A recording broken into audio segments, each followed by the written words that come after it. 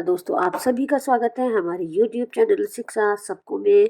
आप सभी को ज्ञात होगा कि मैं आपको NIOS के हाई स्कूल का विज्ञान विषय पढ़ा रही हूँ। और जो मैंने चैप्टर आपको पढ़ाना प्रारंभ कर रखा है उसका नाम है जैव प्रक्रियाएं या लाइफ प्रोसेसेस, और यह चैप्टर 22 है, 22 है और मॉड्यूल 5 में यह आता है। तो वीडियो को प्रारंभ करने से पहले सभी लोगों से रिक्वेस्ट करूंगी कि यदि आपको हमारी वीडियो समझ में आ रही है तो इसे ज़्यादा से ज़्यादा विद्यार्थियों तक पहुंचाएं। और साथ में आपको एक स्क्रीन पर नंबर डिस्प्ले करा रही हूँ, ये नंबर हमारा व्हाट्सएप नंबर है। इस पर भी आप हमें मैसेज के द्वारा जुड़ सकते हैं, यहाँ से पर्टिकुलर समय में कॉन्टैक्ट कर सकते हैं और अपनी समस्या का समाधान कर सकते हैं। तो चैप्टर को पढ़ाने से पहले मैं आपको रिवाइज करा देती हूँ कि पिछली वीडियो में मैंने आपको क्या पढ़ाया था।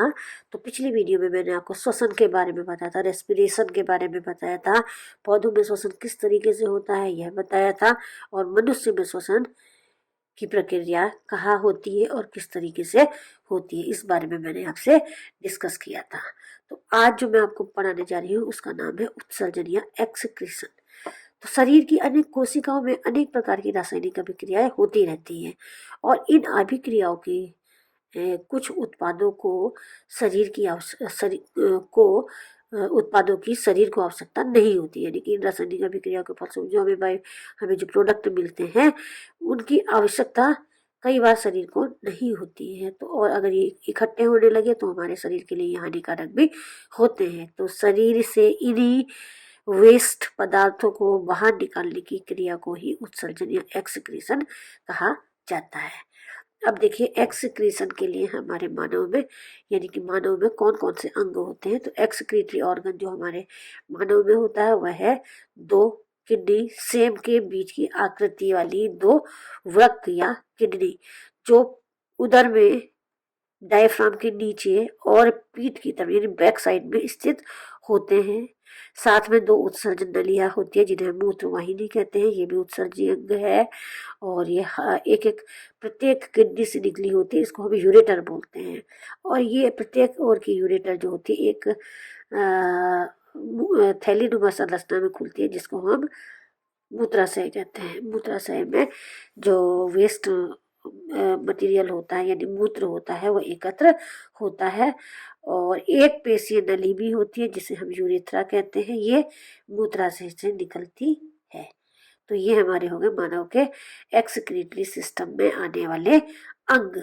अब देखिए, वृक्क क्या होता है, वृक्क की संरचनात्मक और क्रियात्मक इकाई क्या होती है। तो वृक्क के बारे में, वृक्क जो है, प्रत्येक वृक्क या किडनी में लगभग 10 लाख छोटी छोटी सूक्ष्म नलिकाएं होती हैं, जिनको हम नेफ्रॉन या वृक्क नलिकाएं कहते हैं। तो इस तरीके से वृक्क की संरचनात्मक एवं क्रियात्मक इकाई नेफ्रॉन होगी। नेफ्रॉन की स्ट्रक्चर हम इसलिए आपको बता देते हैं। देखिए, नेफ्रॉन का प्रारंभिक भाग एक कटोरी नुमा होता है, आप देख रहे होंगे, प्याले के समान होता है, जिसे हम बोमन संपुट कहते हैं, बोमन कैप्सूल कहते हैं।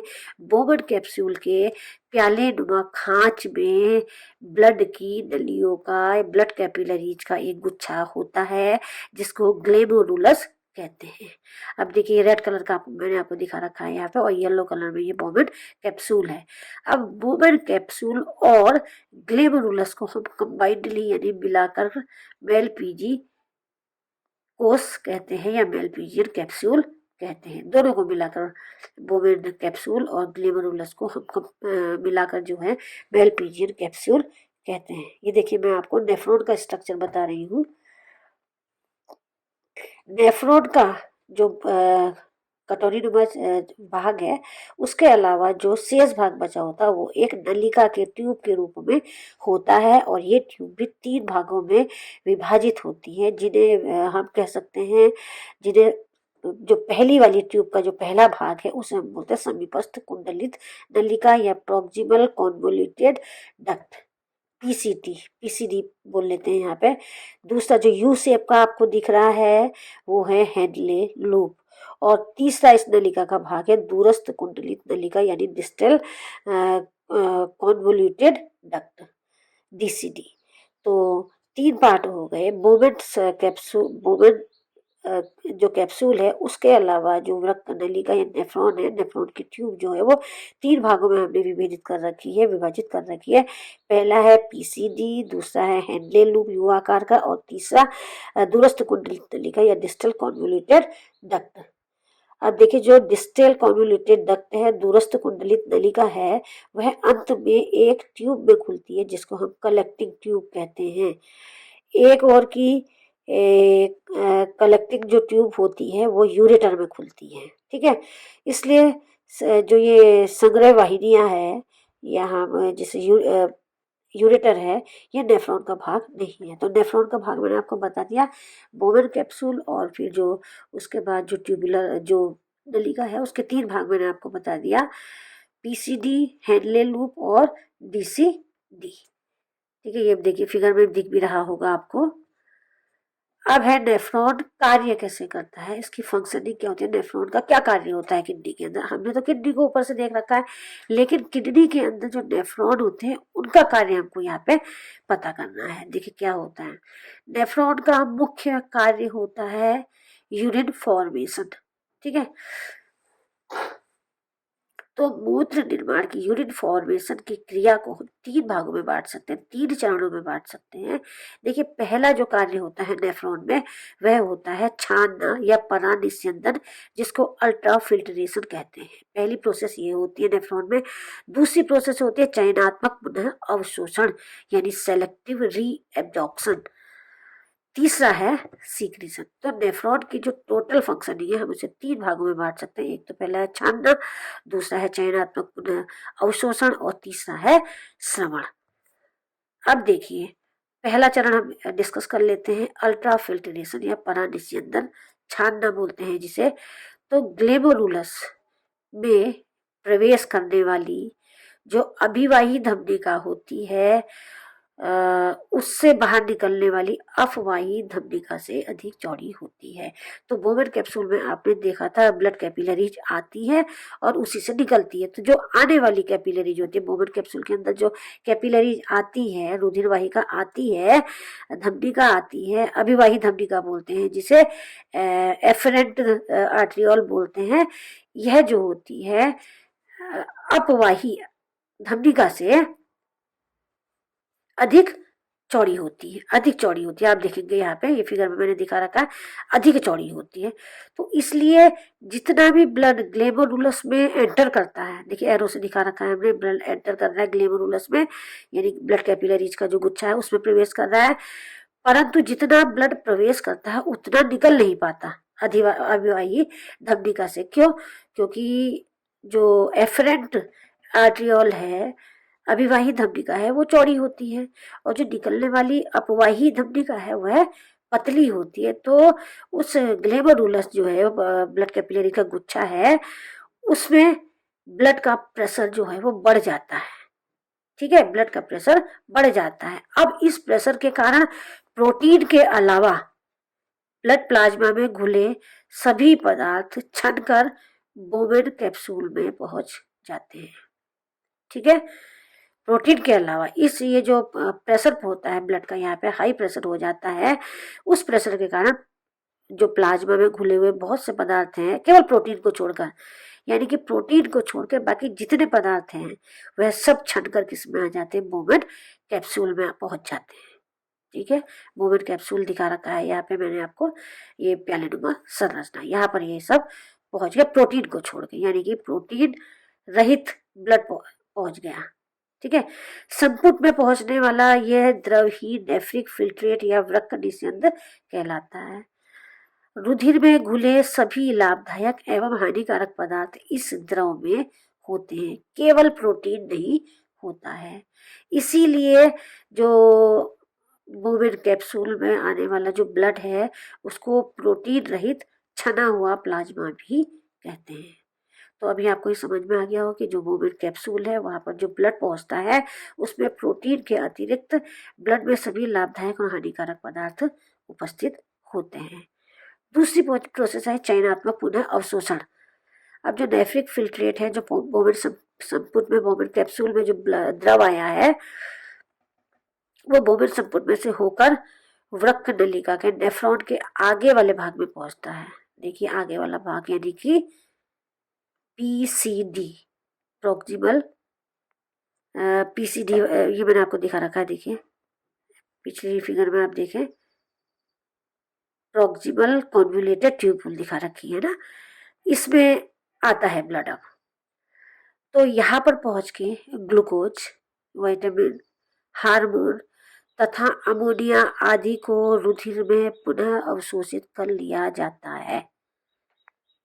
कैसे कर लिया जाता है? क्योंकि जो वुमेन कैप्सूल में ब्लड आया, जो निस्यंद आया, जो भी जिसमें प्रोटीन को छोड़ के बाकी हानिकारक और लाभदायक सभी पदार्थ थे, तो जब ये वुमेन कैप्सूल से कहाँ पहुंचा, इसके नेफ्रॉन के आगे वाले भाग में पहुंचा, तो वहां पर क्या है, आप देख रहे हैं नलिका में चारों तरफ से ब्लड कैपिलरीज हैं, कोशिकाएं, केशिकाएं हैं, रुधिर की केशिकाएं हैं, चारों तरफ से लपेट रखा है रक्त नलिका को।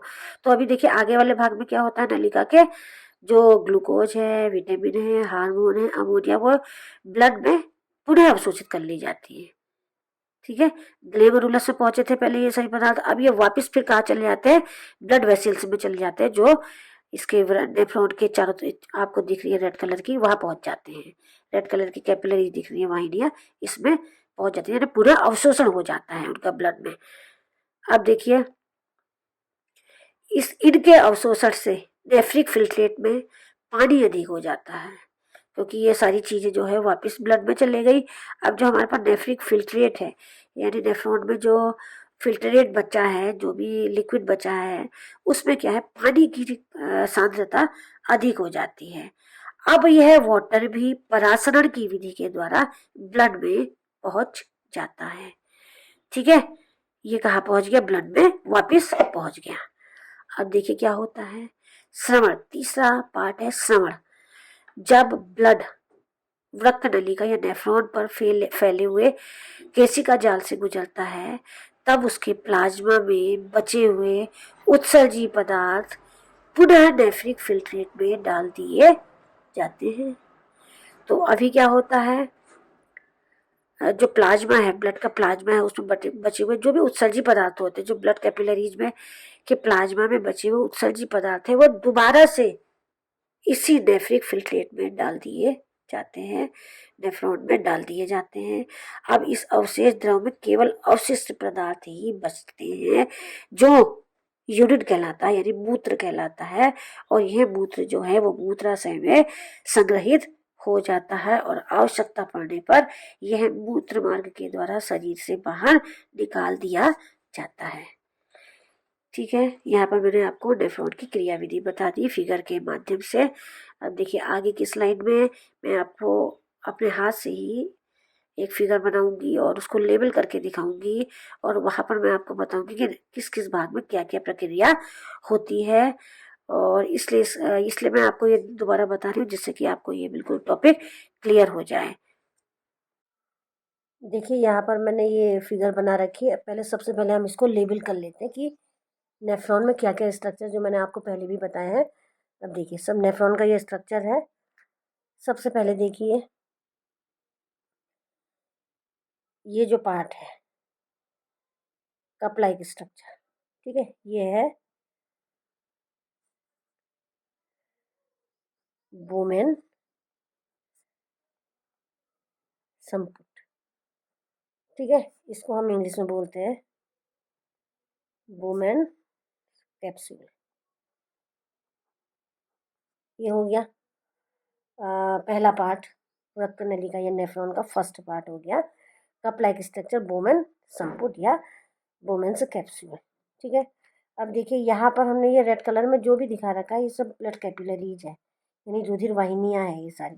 देखिए ठीक है, तो यहाँ पर जो रुधिर वाहिनी या आप धमनी जो है वो इसके अंदर आई है, वुमेन कैप्सूल के अंदर। तो इस वाली वाहिनी को हम, जिससे ब्लड अंदर आ रहा है, उसको बोलते हैं हम अभिवाही अभिवाही धमनिका या वाहिका, जो भी आप बोल लीजिए। इंग्लिश में बोलते हैं एफरेंट आर्ट्रियोल। ठीक है, ये हो गया एफरेंट आर्ट्रियोल यानी अभिवाही वाहिका या धमनी, जिससे ब्लड आ रहा है अंदर, किसके अंदर, बोमेन कैप्सूल के अंदर। अब देखिए ये यहाँ पे कुछ चौड़ी चौड़ी है, देख लीजिए इसका स्ट्रक्चर। यहाँ पे ये देखिए एक ब्लड कैपिलरीज का पूरा जाल जैसा है।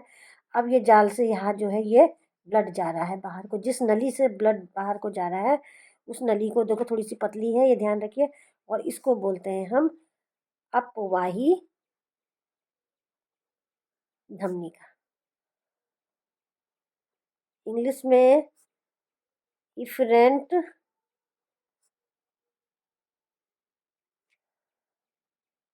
आर्ट्रियोल। ठीक है, ये हो गया। अब देखिए ये जो बोमेन कैप्सूल है, बोमेन संपुट है, बोमेन संपुट है, और जो ये ब्लड कैपिलरीज का गुच्छा है, रुधिर वाहिनी का गुच्छा है, इस गुच्छे को हम बोलते हैं,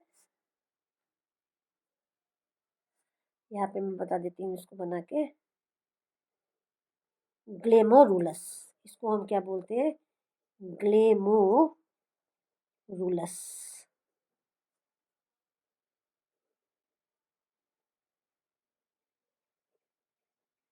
ठीक है, ये हो गया ग्लेमोरुलस। अब देखिए इस ग्लेमोरुलस और बोमेन संपुट, इन दोनों का जो सम्मिलित रूप है उसको हम बोलते हैं मेलपीजियन कैप्सूल। ठीक है, मेलपीजियन कैप्सूल, यानी कि ये हो गया हमारा बोमेन संपुट। मैंने यहाँ दिखा रखा है, इधर भी दिखा देती हूँ, बोमेन संपुट। अब इसको कंबाइंडली हम बोलते हैं, दोनों को मिला के हम बोलते हैं, देखिए दिख नहीं रहा है आप लोगों को यहाँ पे, इसको बोलते हैं मेलपीजी संपुट। ठीक है, तो इन दोनों का जो कंबाइंड है, कंबाइंडली इनको बोलते हैं मेलपीजी संपुट या मेलपीजियन कैप्सूल, एक ही बात है। अब आपको ये समझ में आ गया। तो जो नेफ्रॉन है, नेफ्रॉन का ये जो कप लाइक स्ट्रक्चर है, ये बोमेन कैप्सूल है, और इसमें जो ब्लड कैपिलरीज है वो है ग्लेमोरुलस, यानी कि बोमेन संपुट के अंदर ग्लेमोरुलस का एक जाल होता है।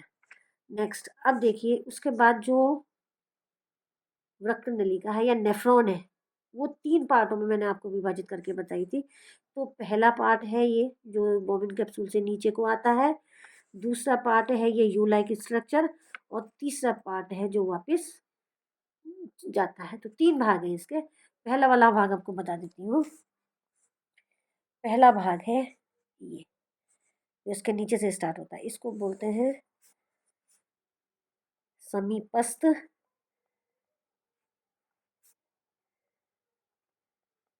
कुंडलित नलिका, इंग्लिश में प्रॉक्सिमल कॉन्वोल्यूटेड ट्यूब्यूल या डक्ट, पीसीटी बोल सकते हैं हम इसको। ठीक है, हम इसको क्या बोल सकते हैं, पीसीटी, नाम से पता लग रहा है, समीपस्थ कुंडलित नलिका। जो बोमेन कैप्सूल के पास से निकला हुआ आगे का भाग है नेफ्रॉन का, उसको बोलते हैं समीपस्थ कुंडलित नलिका या प्रॉक्सिमल कॉन्वोल्यूटेड ट्यूब्यूल। नेक्स्ट है यू स्ट्रक्चर। इस नलिका का कुछ भाग जो होता है वो यू शेप का होता है, तो इसको हम बोलते हैं हेनले लूप। हेनले लूप,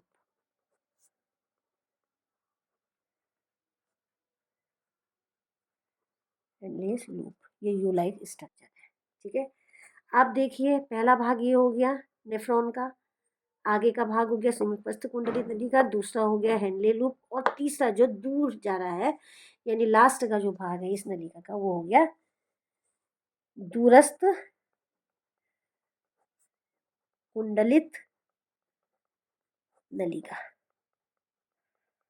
इसको हम इंग्लिश में बोलते हैं डिस्टल कॉन्वोल्यूटेड ट्यूब्यूल या डक्ट, कहीं पर डक्ट भी बता रखा है हमने, तो इसको हम शॉर्ट में बोलेंगे डीसी। ये पीसीटी ये वाला पोर्शन, और ये डीसीटी। ठीक हो गया, ये मैंने आपको बता दिया। ये है जिसमें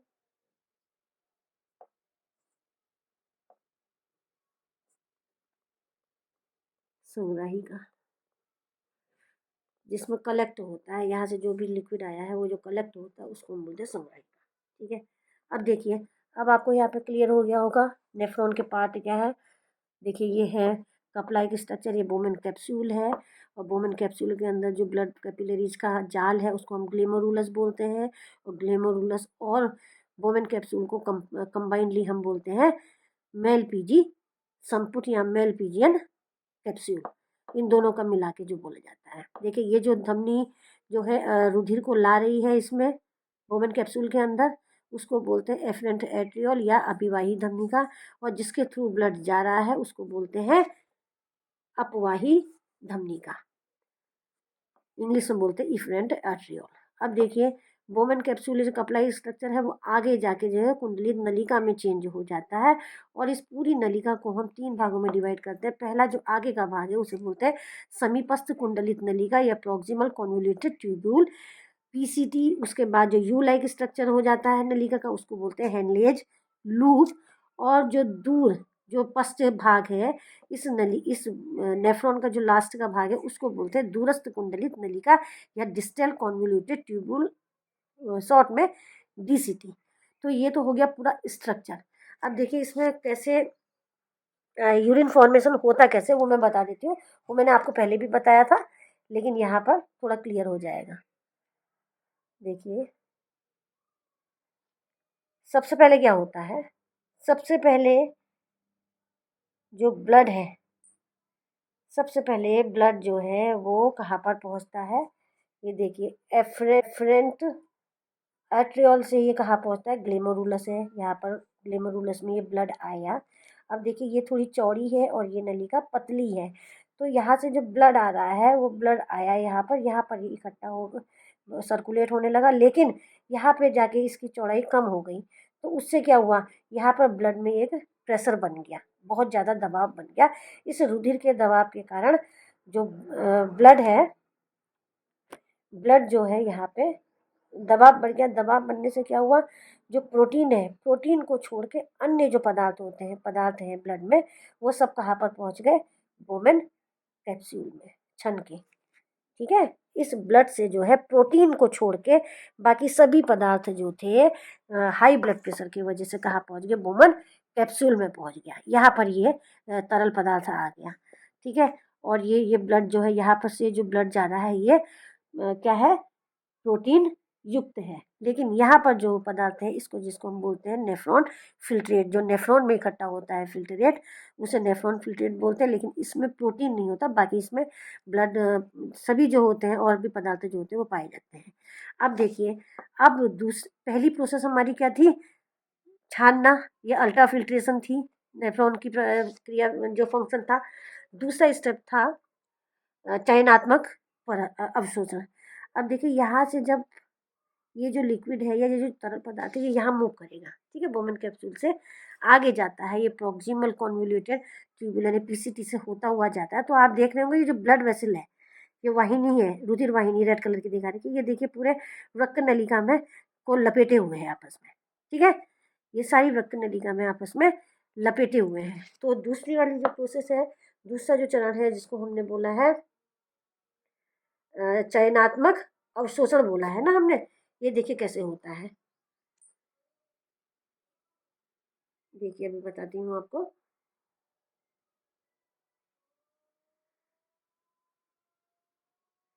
यहाँ पे क्या होगा, नेफ्रिक फिल्ट्रेट जो है का जो लिक्विड है वो बोवेन संपुट में से होकर कहाँ पहुँचेगा, यहाँ पर अग्र नलिका में, समीपस्थ कुंडलित नलिका में पहुँचेगा। अब इस वाले भाग में क्या होता है, इस वाले भाग में ग्लूकोज, विटामिन, हार्मोन तथा अमोनिया आदि को रुधिर में फिर अवशोषित कर लिया जाता है, क्योंकि यहाँ पर आप देख रहे हैं रुधिर वाहिनी इनके चारों तरफ लिपटी हुई है, देखिए ये पूरे नेफ्रॉन में लिपटी हुई है ना। तो यहाँ पर क्या होता है, इस अग्रभाग पर जो ब्लड आया, सॉरी जो ब्लड से लिक्विड जो आया था यहाँ बोमेन कैप्सूल से होता हुआ यहाँ पर उसमें क्या क्या होते हैं, हार्मोन्स भी होते हैं, विटामिन भी होता है, ग्लूकोज भी होता है और अमोनिया होता है। ये दोबारा से क्या होते हैं, ब्लड के द्वारा अवशोषित कर लिए जाते हैं। ठीक है, पुनः इनका अवशोषण हो जाता है और यह अवशोषित पदार्थ कहाँ चले जाते हैं, सीधे ये जो फैली हुई जो ब्लड वेसल्स है ना इसके अंदर पहुंच जाते हैं दोबारा से। इसीलिए हम इसको चयनात्मक पुनः अवशोषण वाली प्रक्रिया कहते हैं। ठीक है, अब जो ये जो फिल्ट्रेट चल रहा है इसमें नेफ्रॉन में, इस फिल्ट्रेट में पानी की सांद्रता बहुत अधिक हो जाती है। ठीक है, पानी की सांद्रता अधिक हो जाती है तो पानी भी जो है वो इन ब्लड कैपिलरीज में ऑस्मोसिस की क्रिया के द्वारा पहुंच जाता है।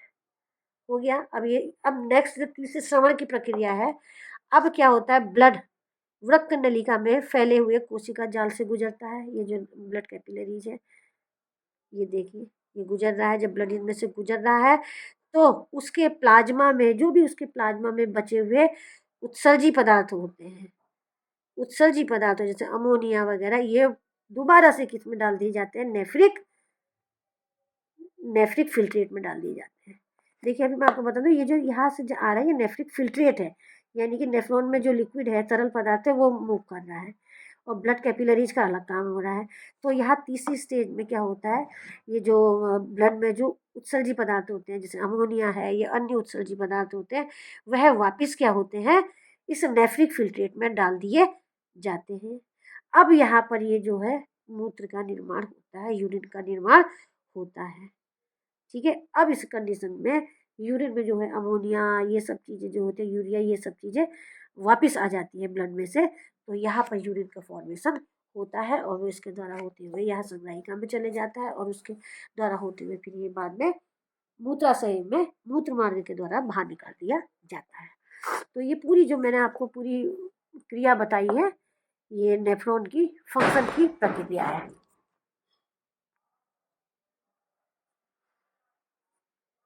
ये किस तरीके से कार्य करता है। अब है वृक्क के कार्य, फंक्शन ऑफ किडनी। तो देखिए वृक्क सिर्फ नाइट्रोजनी अवशिष्टों का ही उत्सर्जन नहीं करते बल्कि शरीर में जल का भी रेगुलेशन करते हैं, जिसको हम ऑस्मो रेगुलेशन कह सकते हैं।